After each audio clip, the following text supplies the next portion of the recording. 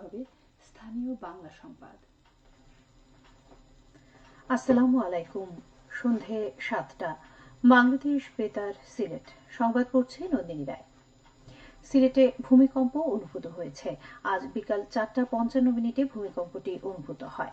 Richter স্কেলে কম্পনের মাত্রা ছিল 4।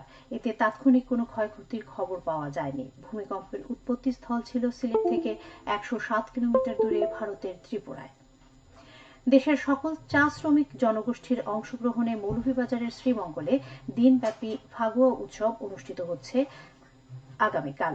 উপজেলার ফুলছড়া চা বাগান মাঠে অনুষ্ঠিতব্য এই উৎসবে প্রধান অতিথি থাকবেন সংস্কৃতি বিষয়ক মন্ত্রণালয়ের উপদেষ্টা মুস্তফা সরোয়ার ফারুকী। এরই মধ্যে উৎসবের আমেজ ও ব্যাপক প্রস্তুতি ছড়িয়ে পড়েছে দেশের চা বাগানগুলোতে। সকালে জাতীয় সঙ্গীত, উদ্বোধনী সঙ্গীত, চা বাগানের গানের মাধ্যমে অনুষ্ঠানের সূচনা হবে। দিনব্যাপী চা শ্রমিক জনগোষ্ঠীর ঐতিহ্যবাহী ও বর্ণিল আয়োজনে থাকবে ভোজপুরীদের গুরুবন্দনা, বড়াইকদের ঝুমুর নৃত্য, ভোজপুরীদের হোলি গীত, উড়িয়াদের পত্রসোয়া ও চড়াইয়া নৃত্য, তেলেগুদের ডাল ও কাছি নৃত্য, হাড়ি নৃত্য, বিরোহা হোলি গীত, হুরকা বাদ্যযন্ত্রের সাহায্যে ঝুমুর এবং গড় সম্প্রদায়ের হোলি গীত। সংস্কৃতি বিষয়ক মন্ত্রণালয়ের সহযোগিতায় ফাগুয়া উৎসব উদযাপন পরিষদ এর আয়োজন করেছে। প্রথমবারের মতো জাতীয়ভাবে বাংলা সহ অন্যান্য জাতিগোষ্ঠীর নববর্ষ একসঙ্গে উদযাপনের উদ্যোগ নেওয়া হয়েছে। এবছর জাতীয়ভাবে চৈত্র সংক্রান্তি ও বাংলা নববর্ষ এবং চাকমা, মারমা, ত্রিপুরা, গারো ও অন্যান্য জাতিগোষ্ঠীর নববর্ষ উদযাপন করা হবে। গতকাল এক তথ্য বিবরণীতে এই কথা জানিয়ে বলা হয়, নববর্ষ উদযাপন উপলক্ষে সংস্কৃতি বিষয়ক মন্ত্রণালয়ে আন্তঃমন্ত্রণালয়ের সভায় এসব সিদ্ধান্ত গ্রহণ করা হয়েছে। সংস্কৃতি মন্ত্রণালয়ের আওতাভুক্ত দপ্তরসমূহ বাংলা নববর্ষ উপলক্ষে আলোচনা সভা, কুইজ, রচনা ও চিত্রাঙ্কন প্রতিযোগিতা আয়োজন করবে।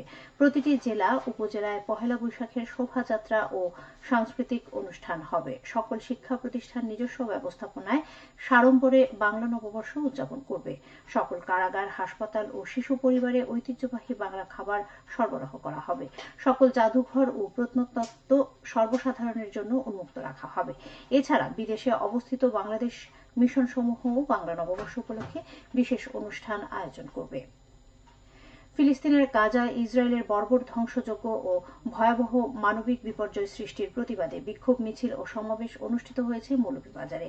আজ জুমার নামাজের পর শহরের চৌমুহনাস্থ জামে মসজিদ প্রাঙ্গণ থেকে বের হয় বিক্ষোভ মিছিল। পরে হযরত সৈয়দ শাহ মুস্তাফা রহমতুল্লাহি আলাইহি মাজার ঈদগাহে সমাবেশ শেষে শহীদ সকল মুসলিমের মাগফিরাত কামনা করে বিশেষ দোয়া করা হয়।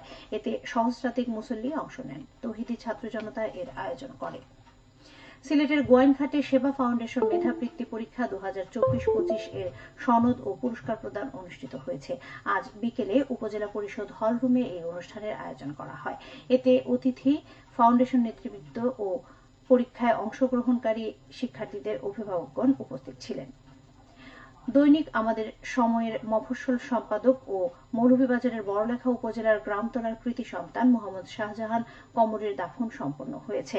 গতকাল বিকেলে 5:30টায় বড়লেখা উপজেলার গ্রামতলা কেন্দ্রীয় জামে মসজিদ প্রাঙ্গণে মরহুমের প্রথম জানাজা এবং বাদ এশা জন্মস্থান বিয়ানীবাজারের কালাইপুরা গ্রামের সোনাতলা মাঠে দ্বিতীয় জানাজা অনুষ্ঠিত হয়।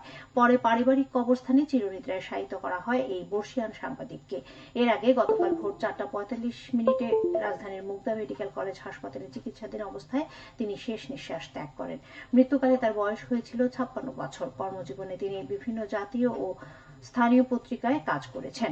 সর্বশেষ আমাদের সময়ে মফস্বল সম্পাদক হিসেবে কর্মরত ছিলেন। মৌলভীবাজারের কুলাউড়া উপজেলার 3টি সড়কের উন্নয়ন ও ড্রেন নির্মাণ কাজ শেষ হয়েছে। এতে ব্যয় হয়েছে প্রায় 6.5 কোটি টাকা। নগর পরিচালনা ও অবকাঠামো উন্নয়ন প্রকল্পের আওতায় পৌর প্রকৌশল অধিদপ্তর তা বাস্তবায়ন করে। এবারে শুনুন কৃষি সংবাদ।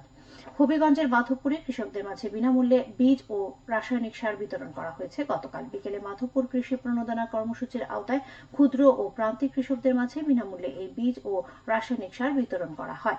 কৃষি সম্প্রসারণ অধিদপ্তরের অধীনে 2024-25 অর্থ বছরে খরিফ 1, মৌসুমে উফশি, আউশ ধান ও তিল উৎপাদন বৃদ্ধির লক্ষ্যে এই কর্মসূচি হাতে নেওয়া হয়েছে।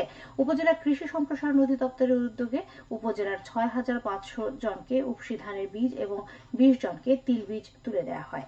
1 বিঘা আউশ ফসলের জন্য একজন কৃষককে 5 কেজি বীজ, 10 কেজি ডিএপি, 10 কেজি এমওপি এবং তিল ফসলের জন্য 1 কেজি বীজ, 10 কেজি ডিএপি এবং 5 কেজি এমওপি প্রদান করা হয়।